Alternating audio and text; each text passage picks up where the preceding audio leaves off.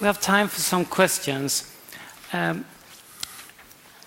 Peter, we have a lot of trend spotting agencies around, and we quite like hearing stuff about the future. Can we be too obsessed with the future? I guess we could. I saw some study that we spent 12% of our time thinking about the future. But I think it's probably good if we could extend the time a little, or that percentage, or at least that we could focus and use that time more wisely. Yeah. So.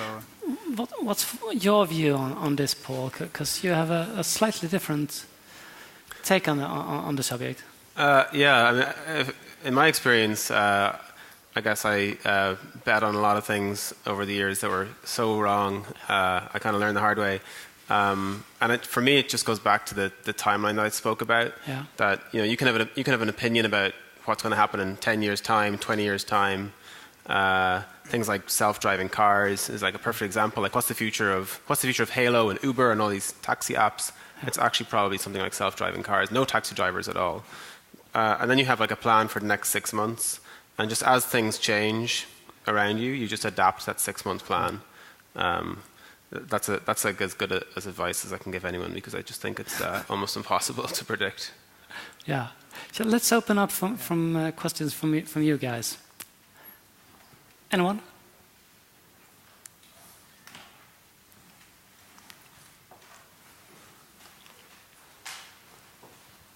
I was interested just on the last topic around the predicting trends. How much of the trend predictions do you think become a self-fulfilling prophecy once people start to talk about a particular trend and then the kind of future is written? Or do you think there is kind of a natural course that we're set to follow?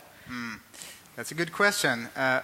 When I was talking about this future map, it's really not about predicting the future. It's more about catalyzing discussions about the future within your company. I would like to say. And I often get the question, how often are you right? Well, it's so easy to pick out the things that you actually predicted. For instance, at the future map I showed, we had iPaper, and that was called iPad when it was launched. But this company was mentally prepared for this iPad once it came. It wasn't a surprise, at least. But I think that if you're a big player, you can definitely make trends happen.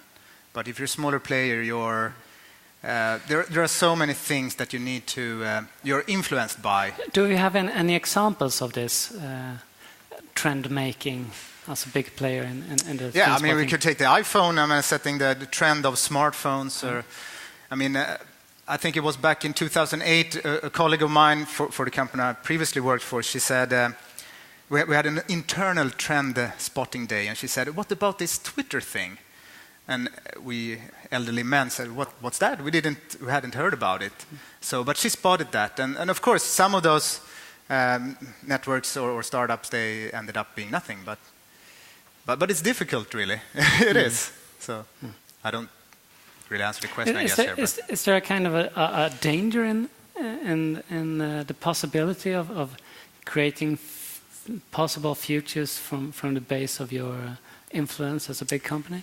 Yeah, I mean, of course, the future is changing so fast. So if you invest a lot of money in something that won't happen, that's problematic, of course. So, but on the other hand, I've been working with companies, and we come up with a number of ideas based on those trends and those future analysis. But then they don't do anything because they are so scared to change. You've worked for a couple of fairly big companies. Yeah. As well. Is this a discussion that you have within those companies? I think it's like this again. Like, you have way more data than I do. Just my personal experience is that I think it's almost impossible for any company to start a trend. And the word trend itself is actually quite problematic, I think. Like, what is a trend? Like, how big does something have to be for it to be a trend? I actually struggle with that term a lot, just myself, to try and think of what that means. But I think for it's almost impossible, and I think there's lots and lots of great examples. I think Google Glass is a fantastic example. Google, who have all the money you could wish for, all the resources you could wish for, all the influence you could wish for in the world, I guess can't make Google Glass happen. And that's an entirely separate conversation, probably. But I think it's very, very difficult. Yeah. Yeah, I think it's just better to go back to understanding, stop obsessing again about the technology or these new things, and actually think about what problems do people have. Like, what problem is Google Glass solving? There are legitimate problems it could solve, I think, around healthcare and exercise and a whole bunch of things. But it's a Then solution again, to a I different think problem. many people actually think that Google Glasses are a big trend because of media, the coverage. So it's hard to tell. Do they? I don't know. Does anyone here think Google Glass is a trend? Anyone heard about Google Glass? Someone? More questions?